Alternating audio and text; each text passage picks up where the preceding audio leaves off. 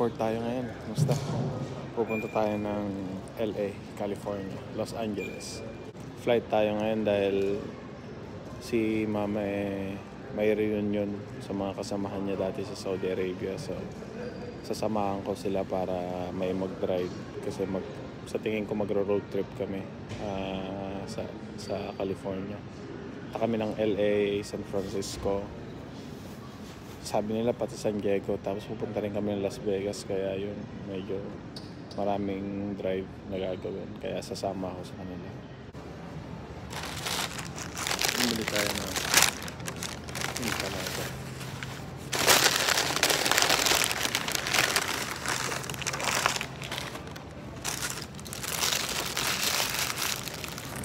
Pahit ng empanada nila, tikman natin.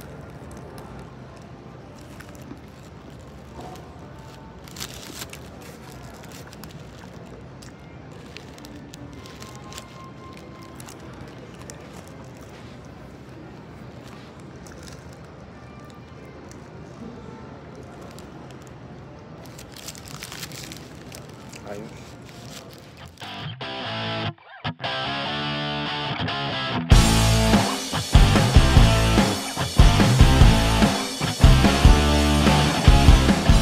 Ayan, dumating na tayo. Mabilis lang pala yung flight, mga 4 na oras mahigit. Hindi ko pa nga natapos yung pinapanood ko sa Netflix, isang series. Pero okay naman siya, mabilis. Hindi nakakapagod kasi maluwag yung nakuha nating upuan. Yan, so pagkatapos naman ng flight, pupuntahan natin yung sasakyan na ni-rent namin. And then mamaya magda-drive kami from LA to Las Vegas. Yan, nawala pa tayo. Kailangan pa palang sumakay ng bus para makakuha ng lift. Nandito na tayo sa car rental. Hinihintay ko yung sasakyan. Kumuha tayo ng bagong sasakyan na gagamitin natin pang travel para mas reliable. Sana okay yung bigay nila. Ayun brand new na Accord na sasakyan.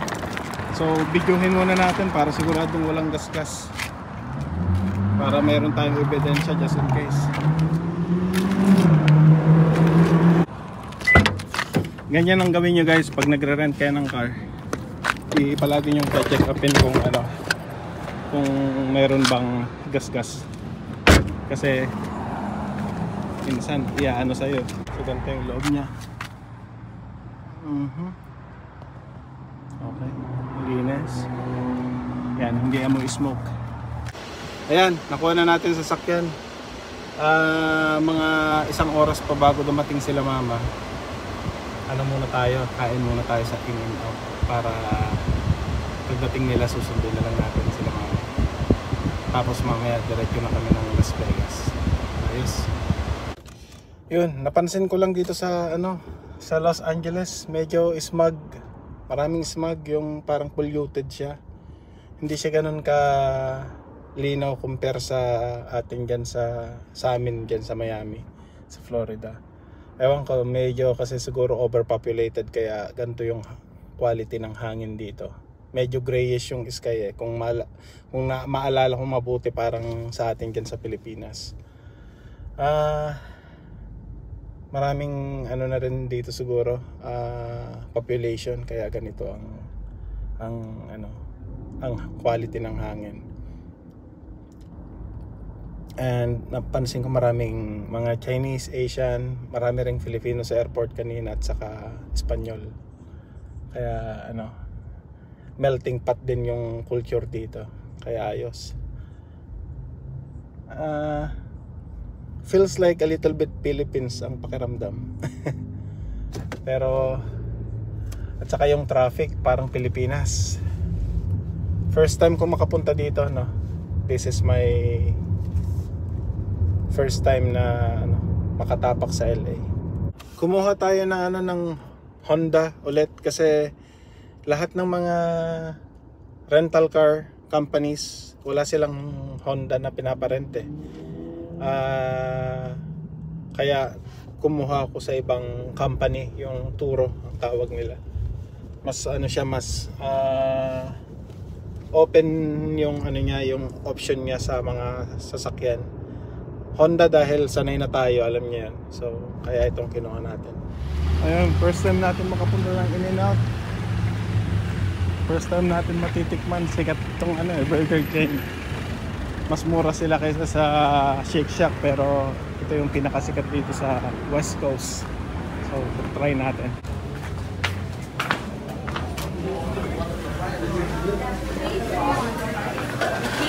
Yan, dahil matapos tayo dalawang burger. Tingnan natin, tikman natin.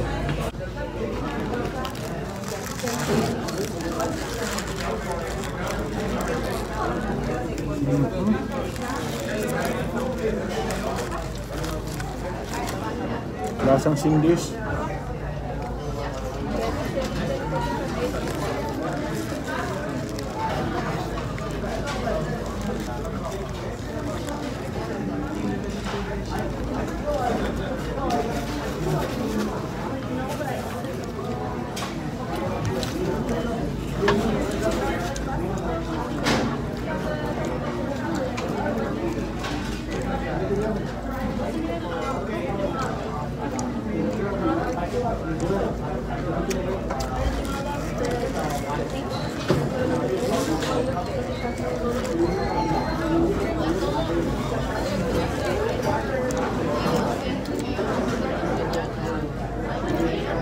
Sige.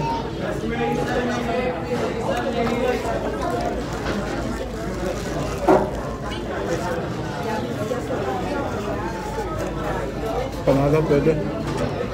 So, kamusta naman yung burger? Okay lang. Regular na burger lang. Tingin ko wala pa rin tatalo sa Shake Shack. Mas masarap pa rin. Na-hype lang yata yung In-N-Out. Pero mura lang siya. Ayun yung the best na part doon. Okay naman, masarap. Walang special. Yung fries nila medyo sagi. Yung bun nila medyo matigas. So okay na sa presyo niya. Cheap option sa tingin ko. Masarap na siya. So yun lang masasabi ko. Ulitin ko pa ba? So, siguro hindi na. First time and last time ko na yun. Kasi para sa akin wala pa rin tatalo sa Shake Shack. Alam ko may Shake Shack dyan sa Pinas.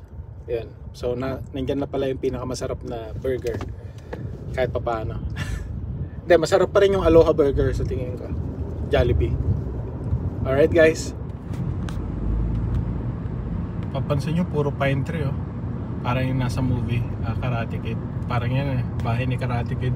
Yan na, nasundo natin na sila, mama at papa. Road trip naman kami ngayon, papuntang Las Vegas.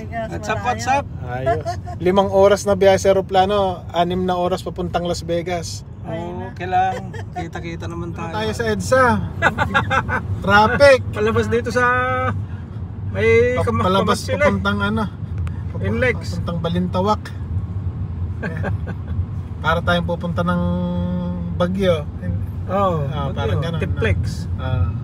Kulang na lang ng 5-star na bus at saka Victory Liner. 5-star Victory Liner saka yung Partas papuntang norte. Yun ang problema ngayon. Mag-stop over tayo mamaya sa doon sa may Select. Select. Namimiss din natin yung lugar na yun Ayos. Sa Pilipinas tayo. Ito na.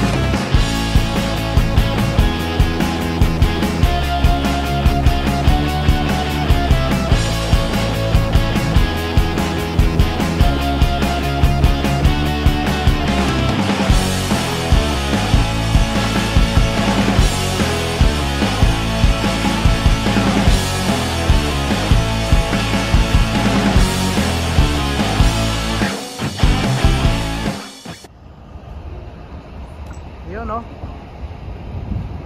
Kalahati pa lang to. Hindi, 2 hours. 2 hours ahead. Las Vegas na. Yun. Oh. Stopover dito sa Eddie's World ba to? Eddie World. Malaking stopover daw. Dito sa papuntang Vegas.